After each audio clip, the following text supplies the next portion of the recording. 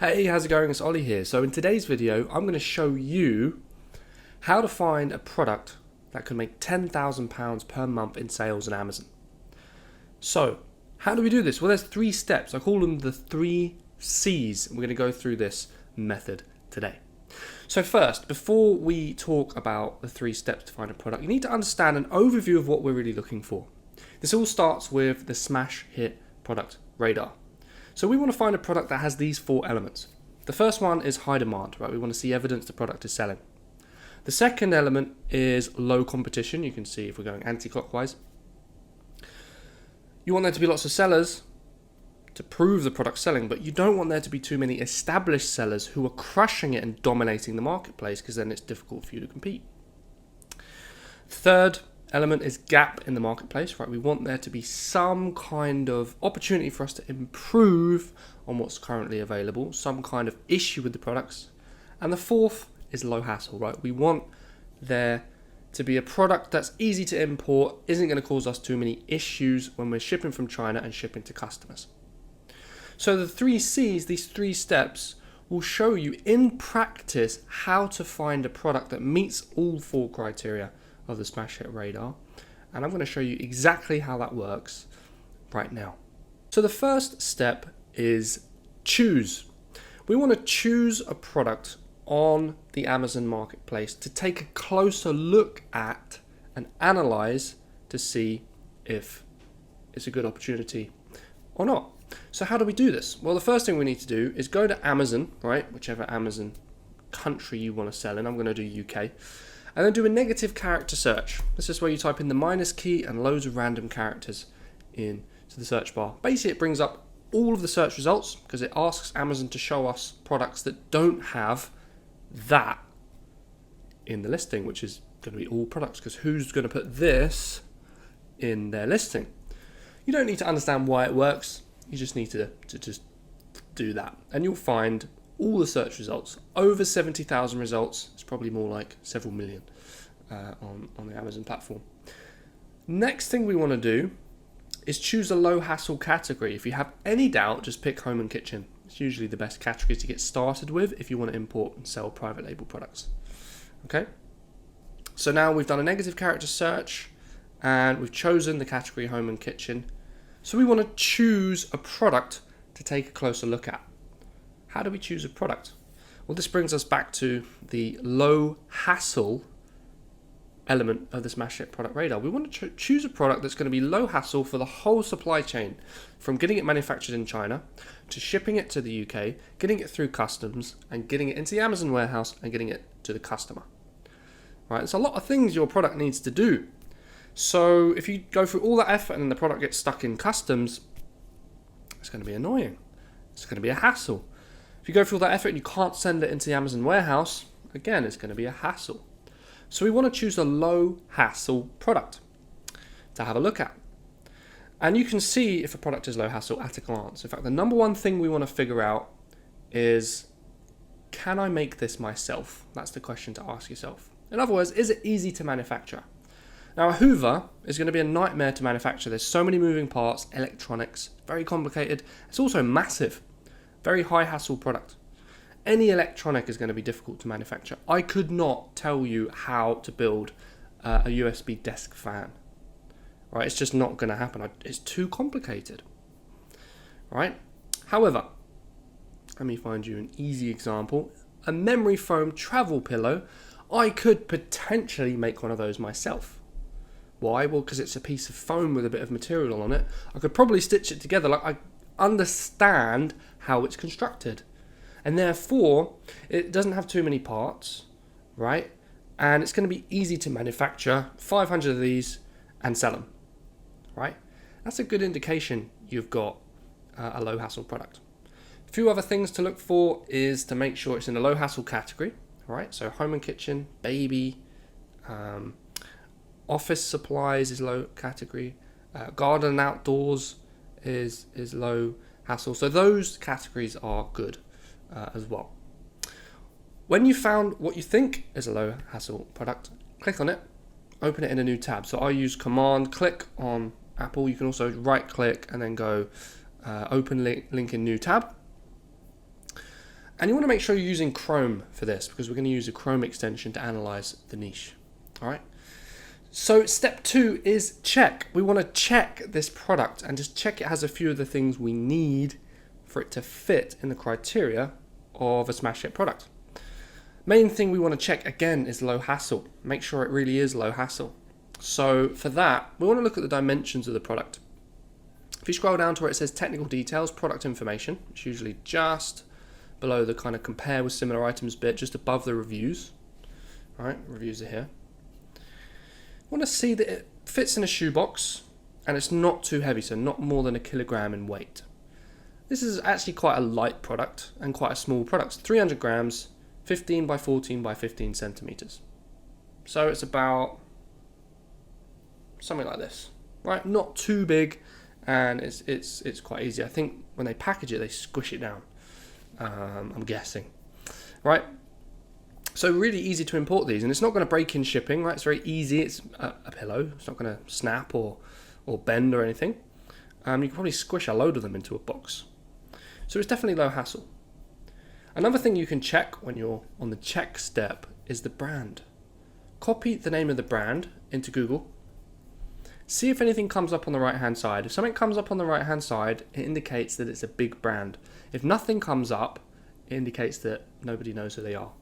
This brand, Alexa with 2 E's, comes up with absolutely no search results. Sometimes you'll see a few Amazon search results for some brands who have quite a few products on Amazon, if they're just a private label seller. But if it's a big brand, you'll see something on the right, and you'll also see usually adverts to their products in different retail stores, and you'll see their store locations, things like that. For example, if I type in Nike, if I can spell it correctly. Look, even when I spell it wrong, right, it comes up with all the information. Because Nike's a huge brand, right? You can see their products in all of these stores, right? You can see something comes up on the right with their logo and everything. And you can see the store locations as well, right? So this is a big brand. If you see one of these when you're checking the product, it would indicate you're going to have to compete with them. It could be kind of difficult. All right, so we've checked the product. It's not a big brand and it's relatively low hassle. Fantastic. Now we can move on to step 3, which is compare. So if you go to Amazon, you open up a search bar, right? Type in the main keyword customers would be searching for if they wanted to find this product. So if I want to find this product, I'm not going to type in memory foam travel pillow for neck, lightweight portable neck pillow for travel in any sleeping position, blah, blah, blah, blah, right? I'm just going to type in memory foam travel pillow, probably, or memory foam travel pillow for neck, probably, right? So if we just grab that keyword, that is something a human being would type in to find this product, right? An actual living customer would type in. That's what we want. And then you should just type it into the search as if you were a customer looking for the product. Another thing I like to do here when I'm comparing is sort by category as well. So luggage, we're looking for luggage. So you can usually see in the department the relevant category, click it. So now you've got the search and you've got the relevant category. So what we're going to do now is look at all the sellers that are competing in this niche to get the sale from that customer who just typed in the keyword, right? And this is who you'd be competing with if you were to sell this product, right? This is our niche overview. And we want to analyze all of the sellers competing for this product to see whether it meets the elements of the smash hit product radar or not. So the other elements are high demand, low competition, and gap in the market. This is what we're looking at in the compare step of the product analysis process. Best way to do this is to use AMZ Scout. To be honest, you can use any software you like. As long as they have a Chrome extension that shows you the revenue and the reviews and all those kind of information, it'll do. My favorite is AMZ Scout. I've been using them for about a year now, or maybe more than a year, maybe 2 years. And the software is just very reliable and it has everything you need, and it's also pretty good deal. But and again, you can use any software you like. The main thing we want to do is look at the results, right? So I've hit the Chrome extension button when I'm on this search results page for the memory foam travel pillow niche.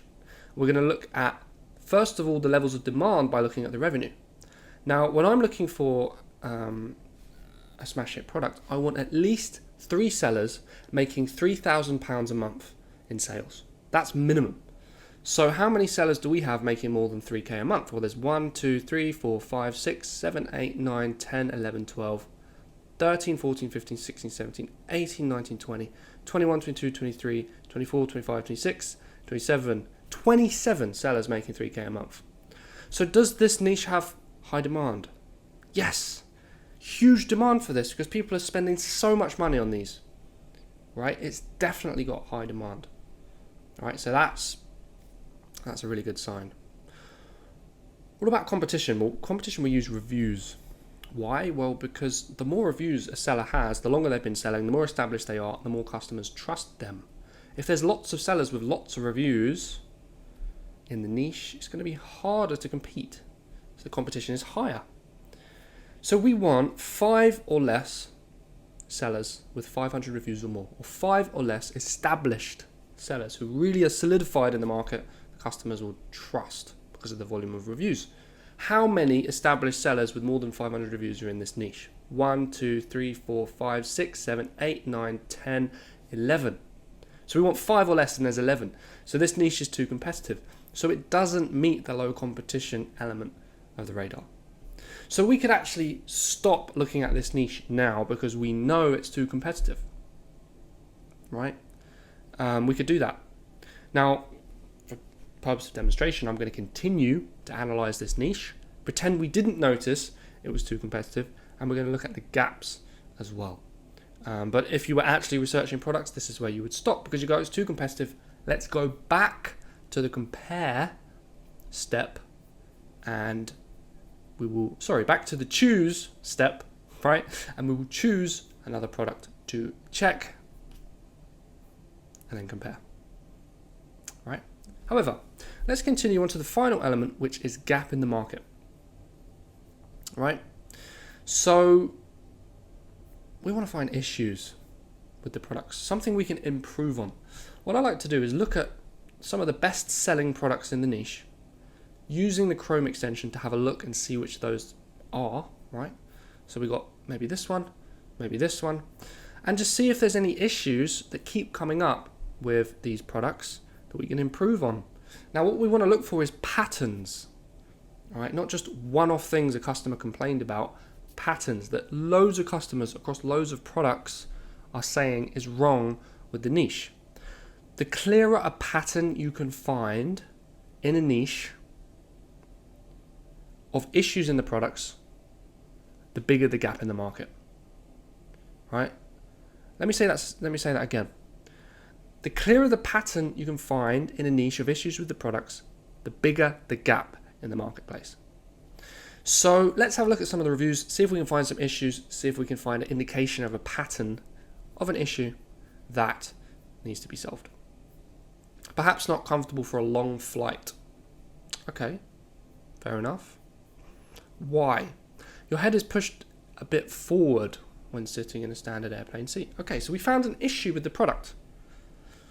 We can't just try and solve that problem. We need to look to see if more people have had that same issue, to see if it really is an issue that needs fixing. And if it is, that's what we'll lead with when we sell our product, to show everyone why it's better than the competition. So what you can do is you can grab a keyword of what they've mentioned about the product in their review and then search for it. All right. We want to search our reviews. So I'm going to click on 5-star. And then what we can do is search for the keyword on the customer reviews page. And I'm going to choose all stars here as well. Okay, so this is the original one we found, saying head is pushed forward a bit. This person says can't have their head tilted forward at all. And it doesn't seem to be an issue because they can't have their head tilted forward and they've given it a 5-star review, so it didn't bother them. Force my head forward, says this person. with a 2-star review. Puts my neck forward, uncomfortable, says Ellie. Some reviewers said it's too padded to push your head forward, but you always can rotate the pillow to fit your liking. So it wasn't a problem for this person. Pushes your head forward, says Jenny. All right, push my head forward, says Michelle. So some customers had an issue with this pillow pushing their head forward.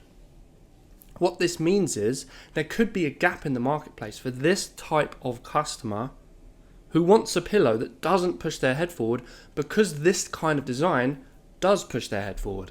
This could be the indication. Now, if you really wanted to sell this product, I would do a bit of a deeper dive and make sure this is really a pattern throughout this product and look at some of the other products that are being offered as well to see if, is this a regular problem in this niche? And then you could create a design of neck pillow specifically to prevent your neck from being pushed forward, and then you could offer that to fill the gap in the marketplace and get more clicks on your product, get more sales and make more money than anybody else. All right, that's the aim of what we're doing here. We want to fix problems in the niche. We want to offer better products and just make the world a little bit of a better place by offering cool stuff into the marketplace. If you focus on that, you're going to make a lot of money selling on Amazon. All right, the worst thing you can do is just copy somebody else's product exactly and just expect to make the same money as them because they're doing well. Okay, well, that means I'll do well as well. It doesn't, because they've got the reviews, they've got the brand, they've been selling longer than you. The only way you'll be able to compete with them if your product is the same is by lowering the price, right? And nobody wants to be in a price war where it's, let's see how much profit we can lose while running our business. It's not fun, right? So now you know how to use the 3 C's to find a product that has all 4 elements of the Smash Hit Radar. So how do we actually go through, research these products in a structured way that enables us to keep everything neat and tidy and refer back to our products in the future? Well, I use a spreadsheet. If you go to Google Drive and find Google Sheets, you can create an Excel style spreadsheet using Google Sheets, and you can log all of your searches on there. Okay, so I call it 20 crappy products, and I'll tell you why I call it that in a second. But what I do essentially is I put the link to the product in the first column. I write down how many 3K sellers there are in the second column. I put how many established sellers there were in the third column, how many sellers with more than 500 reviews, whether it's low hassle or not in the fourth column. In the fifth column, I write a little bit of information about the gap. Now, I tend to put products into the spreadsheet when they kind of meet the criteria, when they're just within the criteria or a little bit outside. So let's say there were 10 3K sellers and 6 established sellers when we're looking for 5. I would put the niche in there because we're looking for crappy products. And again, I'll explain why in a second. Right? The product we just found is way outside of the criteria, so I probably wouldn't put it in there. But I'm going to show you anyway how I would put it in the sheet just so you can see. So first of all, I would grab the link to the product's niche, right? Not the product page or the individual product, the product's niche. So when we typed in the keyword, right, grab the URL at the top for that keyword, and then you can put it in the link section of Google Sheet, and then just enter the info that you found out. So how many 3K sellers were there? I honestly can't remember. I think it was like 27 or something. So we can have a little look. 1, 2, 3, 4, 5, 6, 7, 8, 9, 10, 11, 12, 13, 14, 15, 16, 17, 18, 19, 20, 21, 22, 23, 24, 25, 26, 27. Somehow I miraculously remembered. Alrighty, 27 3K sellers. How many established sellers? I believe it was 11. Let's have a look. 1, 2, 3, 4, 5, 6, 7, 8, 9, 10, 11. Wow, my memory's working today. Doesn't happen very often, right? It's a rare treat. All right, low hassle. Was it low hassle? Yeah, it definitely was. It was low. It was easy dimensions. It was light and low hassle category, right? And it fits in a shoebox. And was there a gap? Potentially, issue with tilting head forward. That's what we found from our 2 minutes of research. Obviously, you do more research and get a little bit more detail on that. But this is how we fill out the spreadsheet. So when you're doing your product research, I recommend you aim to find 20 crappy products. Right, this is what I want you to do. One of the biggest issues I see with new Amazon sellers doing product research, and I've dealt with thousands of clients on this, I've seen it happen time and time again, is you get into perfectionist syndrome. You're looking for that amazing product that's going to make you loads of money, and you don't want to find any products that have any issues at all. Now, while this might be a good pursuit because you're aiming to make money and do everything right, it will just lead to frustration because you won't find anything, and then you'll just give up researching products. This happened to me in the beginning. I couldn't find the perfect product, so I quit. And then I started again a week later because I was annoyed, and I kept going until finally I found something. But it was a horrendous experience looking for this product. It's much better to get a little bit of momentum, put some products on the spreadsheet, even if they're a little bit rubbish, and then whittle them down later and analyze what you've done. So find 20 crappy products. Here's an example of what I mean. So these products here that I've found don't meet the criteria, a lot of them. Okay, so this one's got 4 3K sellers and it's got no established sellers. Pretty damn good product actually. So this one does meet the criteria. This one, 6 3K sellers and 5. Okay, so that one's all right, but it's not low hassle. Doesn't quite meet the criteria. Let me give you another example. This one here, 15 3K sellers, okay, and it's got 8 established sellers, so it doesn't meet the criteria. So a lot of the products here don't meet the criteria. A lot of them are not low hassle. A lot of them don't really have big gaps, but I added them anyway because they almost fit into the criteria. What this means is you can get lots of momentum. You can keep adding products to your database. You can feel good that you've actually done some work, right? And then after that, once you found 20 crappy products, I guarantee 1 or 2 of them won't actually be so crappy, right? So once you found 20, go back and actually cherry pick your products. So how do we do that? Well, once you've got your 20 crappy products, there's more than 20 here. Go through and take a closer look at each product. So for example, this one, Packer Plus Experience, I went and reanalyzed the niche and just had a little look again and realized, oh yeah, there's 4 3K sellers, so it's got lots of high demand. There's no established sellers, which means very low competition. It is low hassle, and there is gaps in the market. So I just colored this in green. And that's now one of the potential products I could actually go and sell, right? Same with this one here, the baby head shaping pillow, right? It's meeting all the criteria. It looks good. So it's something I could go and sell. So if you go find your 20 crappy products, I guarantee 1 or 2 will meet the criteria. Now, I actually haven't done a deep dive on some of these other products. But what you'll find is your first set of 20 crappy products, you'll probably find 1 or 2 that is good, that meets the criteria. Then go and find another set of 20 crappy products. You'll find that now, because you've done this once and you've been through the experience of looking at 20 products, you bring the experience with you. So now every stage of the triple C method is easier. So for example, when you're choosing, you'll spot things. Right? You'll see what low hassle means faster. You'll remember some of the criteria. When you're checking, you'll remember things quicker. Right? When you're comparing, you will be able to spot things a lot faster.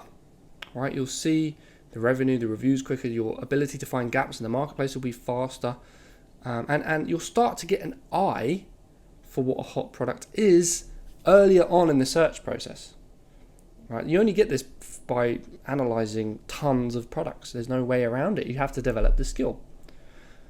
Your second set of 20 crappy products, instead of having 1 or 2 good products, you'll probably have 3 or 4, and your skill improves. And it's a great feeling seeing your skill improve. Right? So this is what I recommend. So once you've got your set of 20 crappy products, you want to pick one. The next step to do is to test it. Right? You want to do a test batch of one of the products, say for example you wanted to go for the pillow, do a test batch, get 50 units, ship it into Amazon, see if it sells. Why do we want to do that? Well, we want to see if our theory, which is what we're doing here with product analysis, our theory, looking at the numbers, making assumptions based on data, see if the theory matches reality, right? If you think there's high demand, if you think there's low competition, if you think it's low hassle, if you think there's a gap, the only way to prove all that stuff is by actually selling some of the stock and seeing if it really happens. Does it sell? Is it too competitive? Right? Can you charge enough money because you're adding enough value? Right? Is it a hassle? You'll find out once you try and import and sell 50. Better to find it out when you sell 50 than 500, right? Because obviously it's a fraction of the expense. So that's the next thing you want to do. Get a test batch. Find a seller who can give you 50 units. So I really hope this video has helped you understand the process of how to find a smash hit product using the CCC method. In fact, this Thursday I'm doing a masterclass where I'm going to be doing live product research to help you find products to sell on your Amazon account. We're actually going to try and find your 10K a month product live on the session. So if you want to sign up for that, there's a link in the description where you can join me for the live session, and we will actually be researching products live. So click the link, get signed up for that free masterclass. Can't wait to see you there. Really hope this video helped. Make sure you subscribe, hit like, leave a comment, and I'll catch you very soon.